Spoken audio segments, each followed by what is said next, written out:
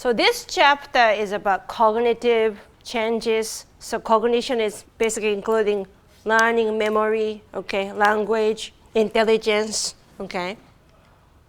Of course, when we talk about cognitive development, we have to go through Piaget, right? So Piaget's views, okay.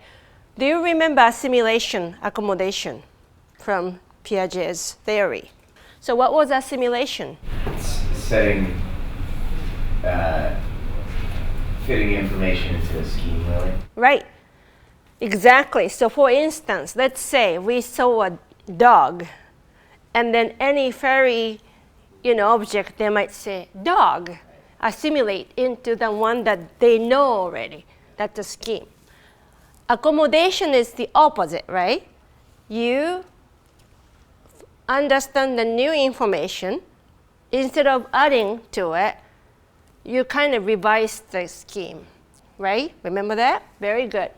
And sensorimotor intelligence. This we will be talking about later anyway.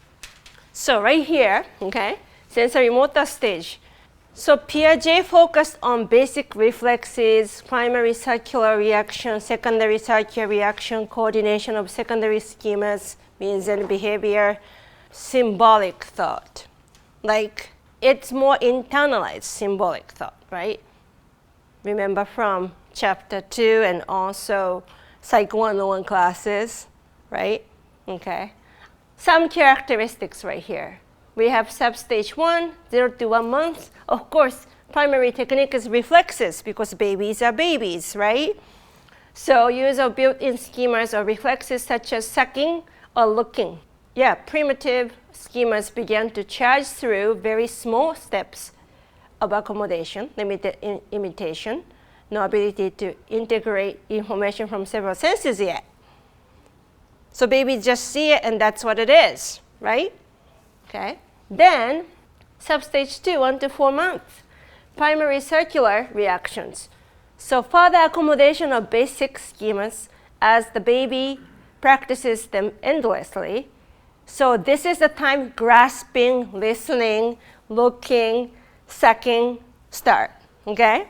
So beginning coordination of schemas from different senses, okay?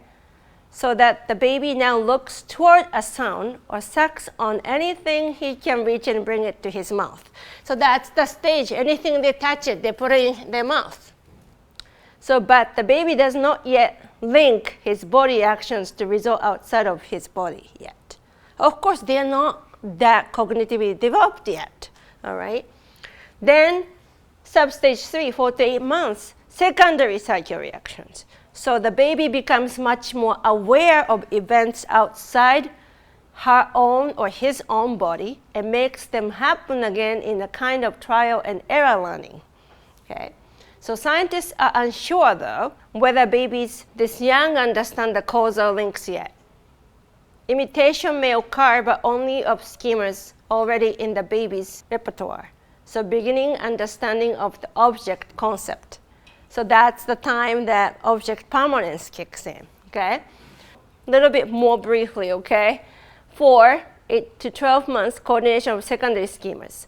Clear intentional means and behavior, meaning the baby not goes after what he wants, but he may combine 2 schemas to do so, such as moving a pillow aside to reach a toy, okay? They get smarter and smarter each day. Imitation of novel behaviors occurs as does transfer of information from one sense to the other. Okay, so it gets more sophisticated each stage.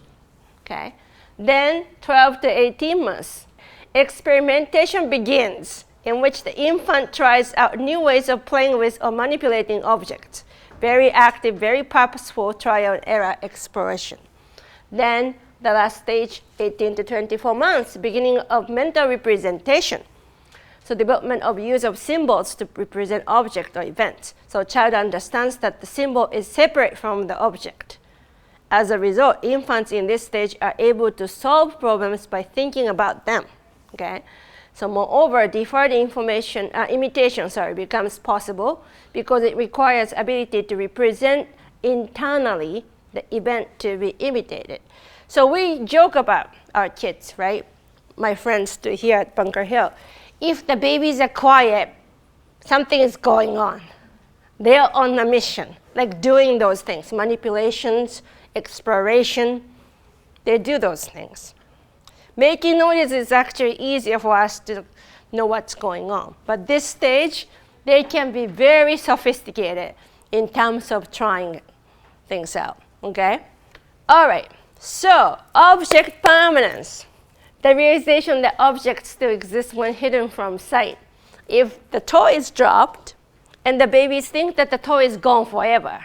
Same thing with peekaboo. When we hide our face, baby thinks the face is gone forever. So when peekaboo, the face reappears, they get really surprised and they start giggling. Isn't that funny? But that's what they do, right? So at 2 months of age, infants show surprise when an object disappears. At 6 to 8 months of age, infants will look for the missing object. Then at 8 to 12 months of age, infants will reach or search for a completely hidden toy. So you can see the development over time, okay? Imitation, to performance of an act whose stimulus is observation of the same act performed by another person. My youngest daughter, when she was maybe 2, she used her toy baby, and she used her own wipes and her Pampers, the diaper. That's imitation. What I was doing for her to change her diaper, she imitated, and then she did it on the baby doll. So they do that. This is little like the past. At 2 months old, imitation of actions infants see themselves make. So they usually, observe parents' movement with the tongue when we speak, make faces. That's what they do. 8 to 12 months old, imitate other people's facial expressions, like happy face, sad face. At 1 year old, imitation of any action that wasn't in child's repertoire begins. Okay, so new behaviors, new things. At 18 months old, deferred imitation or child imitation of some action at a later time begins. Okay, so that's about the time that my daughter started, because that was Christmas time. So some researchers kind of attack Piaget's theory, of course. So challenges to Piaget's views, underestimation of infant cognitive capacity. Some researchers say some infants are much more advanced. And that's true, there are individual differences. Inaccurate equation of infants' lack of physical ability with lack of cognitive understanding. Okay. Underestimation of object permanence, appearance, beginning. Because some researchers found that it can happen as early as 4 months.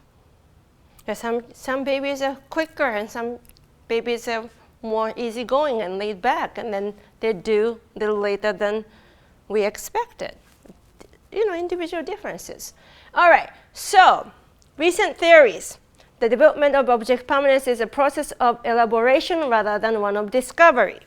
So babies as young as 4 months old, as I told you, show signs of object permanence, but this may be tied to experimental situations.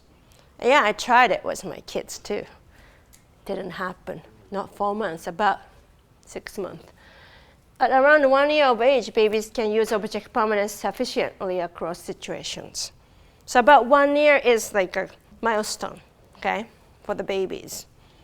And it can be a little earlier or later. Then Piaget's early research. Every baby comes with a repertoire of sensorimotor schemas by construction, so word understanding via experiences, okay? So recent research, newborns have considerable awareness of objects as separate entities that follow certain rules. All right, so another approach, okay? Babies have inborn assumptions about objects and their movement. So method was violation of expectations method. Researchers create a pattern of movements for an object and then move an object in the direction the infant does not expect. Knowledge about object is not built in, but strategies for learning are innate. It's survival skills, okay? So study of object stability perception, researchers stack smiling face blocks in stable and unstable positions. Right here. So this is it. So you can tell one is stable, one is definitely not stable, right? Okay. So we checked with the babies. Awesome. So now learning, right? We all use conditioning and modeling. Even with my kids right now, I use it. But it's only Wednesday. So we'll see. Permanent changes in behavior that result from experience. Schematic learning, organization of experiences into expectancies or known combinations. So at 7 months of age, okay, infants actively use categories, but not levels yet, to process information. Okay. At 2 years of age, hierarchical or superordinate categories appear. So they can start organizing information hierarchically, okay? But 7 months, they don't know the levels yet. So in infancy, babies respond to superordinate before basic level categories. At 12 months old of age, babies understand basic and superordinate categories. At 2 years of age, toddlers partially understand smaller categories nested in large or larger categories. And at 5 years of age, children fully understand categories. So babies respond to superordinate before basic level categories. What does it mean? Superordinate meaning like, let's say train, like Thomas the Tank Engine train. It's only train. So they are just kind of focused on train. The basic level meaning, oh, there are ships, cars, different types of those objects that we can write on, for instance, okay? Then, under the train, they can say, for instance, Thomas the Tank Engine was a big hit in my household too. So they say, Thomas, James, number 5, right? Percy, all right? Emily, I forgot. Mavis, I used to know everybody, the Thomas the Tank Engine. So from train itself, they can have subcategories of, okay, if we were talking about Thomas the Tank Engine, we have different colors, different shapes, and then those trains have different names. Make sense? Okay. So Caroline Robbie Collier's research, babies as young as 3 months old can remember specific objects and their own actions for as long as a week. Because you know that babies use pacifiers. They have preferences already, right? Young infants are more cognitively sophisticated than was previously assumed. And we have more information to understand too. Parents are more educated too. All right, that's what it is too. So pacifier activated lullaby system used by music therapists in neonatal intensive care units. Rewards infants with music whenever they suck on specially designed pacifiers. That improves preterm infant sucking reflexes, which causes more rapid weight gain, and they can go back to the regular hospital room, and then they can be discharged. Okay, so we have different views, okay? So Skinner, of course, that's the operational operant conditioning psychologist. So parent reinforced babbling and grammar use. So correct grammar is reinforced and becomes more frequent. So non-grammatical words are not reinforced. Is this what you observe when parents act with very young children? But you know, I see some parents using baby talk.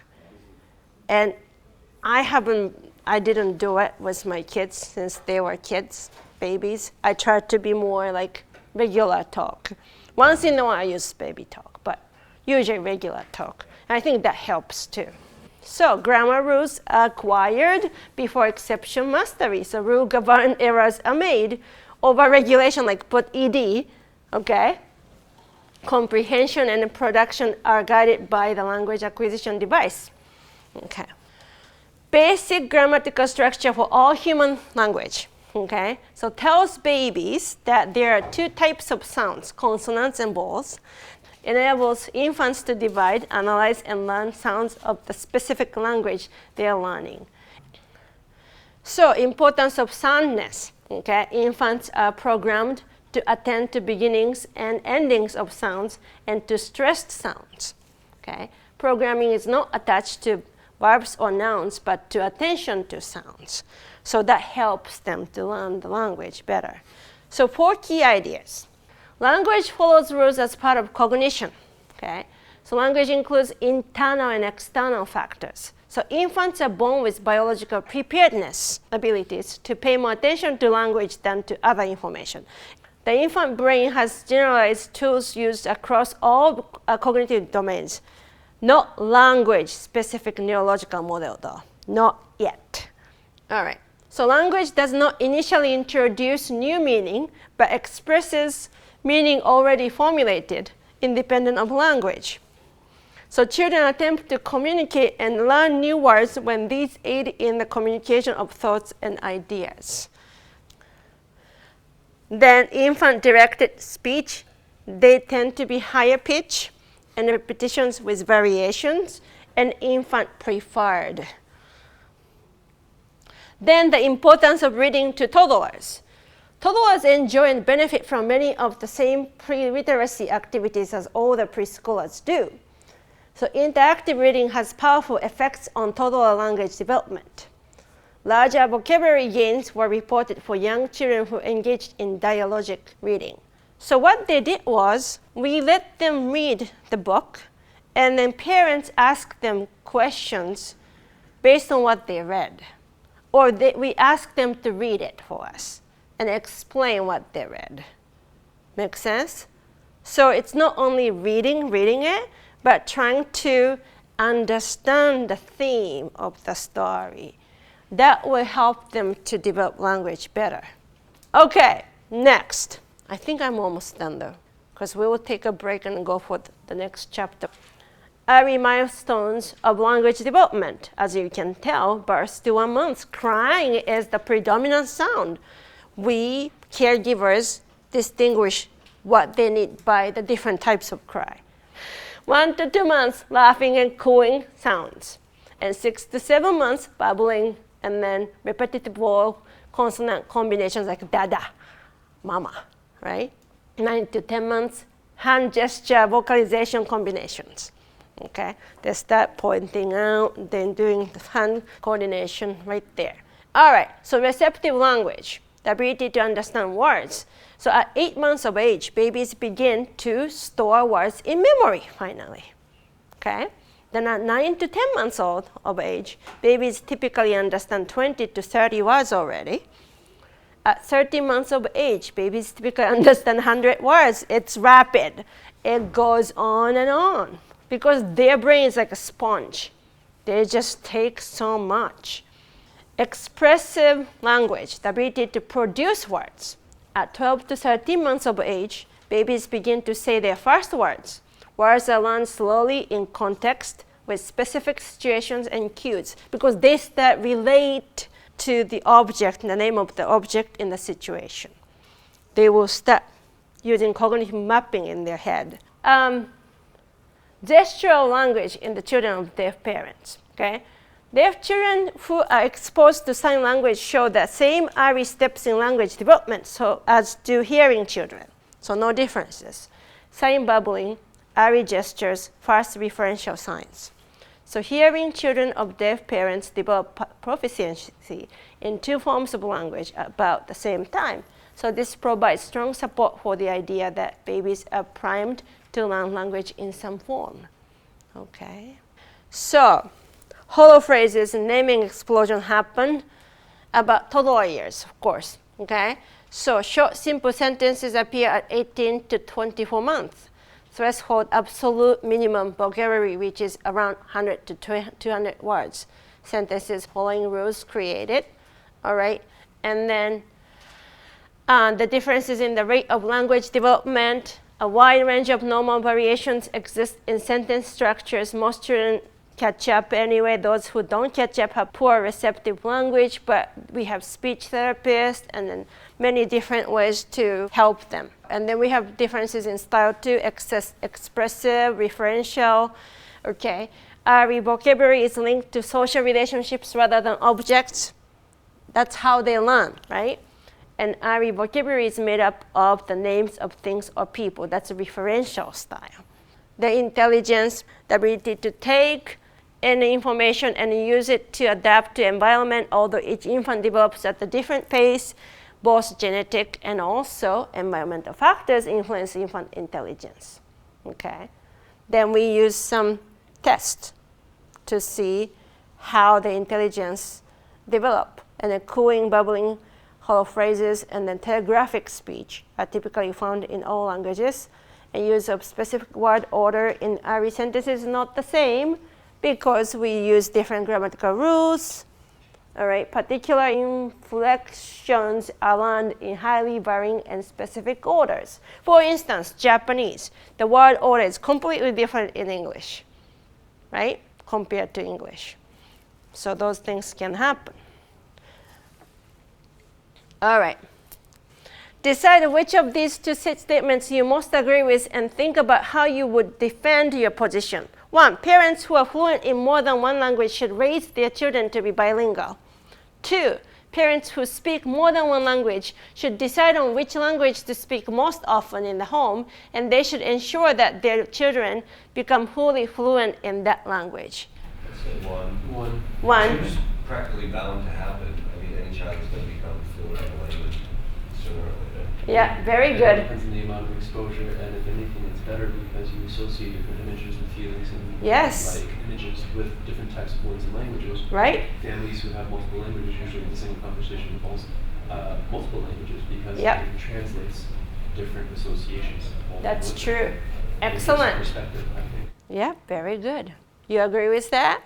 I would definitely agree with both of you because why not? If we speak different languages, we should use it no matter what. And when the time that they go to school, like my 3 kids always use English because at school English is the primary language, but at home they hear me talking to my father in Japan every Sunday. They switch immediately. They say hi in Japanese. They try to carry conversations. And furthermore, it just gets them used to different sounds, different True. patterns, different pronunciation and Yes. pronunciation. Absolutely. Yep. Programs you to learn more easily other languages in the same groups. That's true. And then the second language should be learned before age 10 because it's just easier for them to take it. Yep, exactly. After 10, it's still possible. It's just a little harder. Okay. Very good, guys. Do you want to take a break now?